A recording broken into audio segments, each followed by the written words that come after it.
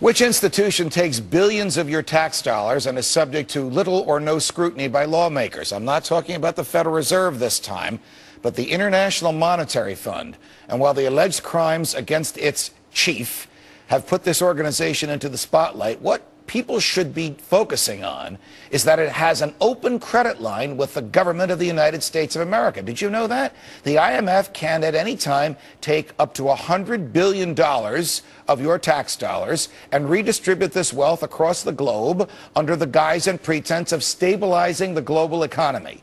My next guest says our participation in this international bureaucracy just wastes our money and impairs our freedom, and it should be abolished. Here now, Peter Schiff, president of Euro-Pacific Capital and the host of the Peter Schiff radio show. Peter, it's a pleasure. Welcome here. I was telling you during the break, when this happened, I thought, well, it's a horrible, horrible crime that this person committed. He's innocent until proven guilty, but the evidence of guilt is overwhelming. It has nothing to do with the IMF. And then I thought, you know what? That's why we called you. This is an opportunity to educate the public about the IMF.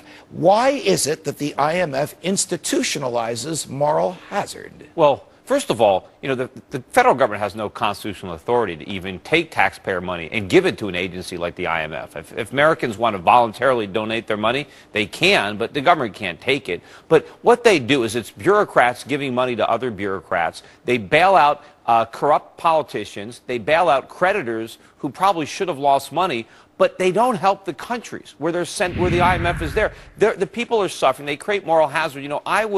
I spoke at an economic event in Ireland within the last year, and I was on a panel with a guy from Argentina, an economist, and they have a lot of experience with the IMF in Argentina. Right. And he said, or he joked, that in Argentina, when they want to scare little children, they tell them that the IMF is coming to get them. Oh, I'm not surprised at that. So basically, money is contributed, the United States, Japan, Germany, the United Kingdom, France, and other countries, to the IMF. There's a chart showing the amount of the contribution. Ours is 17%. France's is 4.5%. The IMF takes this money, gives it to wealthy but failing bankers, corrupt politicians.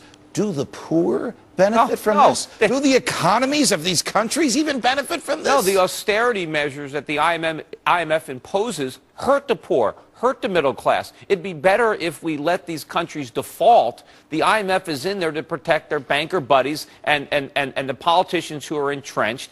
And it creates this moral hazard because a lot of the bankers who are lending money to these corrupt politicians know that if they can't pay it back, they'll get an IMF bailout. Is there any other international institution that has a credit line with us that can just reach into the Treasury and take up to $100 billion without the Congress authorizing it?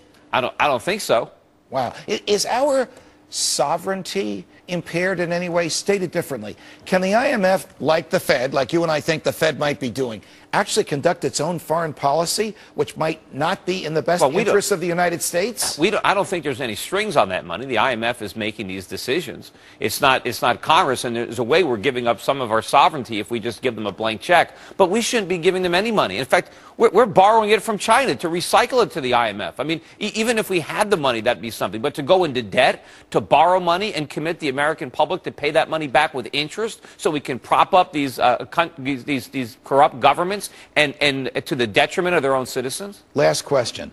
Does the Federal Reserve give money to the IMF, or does no one know the answer to that question? Well, who knows? We got to audit the Fed to find out. I mean, is the Fed involved in propping them up? I don't know. And the whole idea that there's actually a movement out there now to say, well, maybe we should replace the dollar with some kind of special drawing right from the IMF that's somehow backed by a basket. I mean, talk about jumping from the frying pan into the fire. That's really dangerous. You want to go from the dollar to something like gold, not to some crazy thing created by the IMF. Got it. Peter Schiff, it's a pleasure. Thanks for this explanation.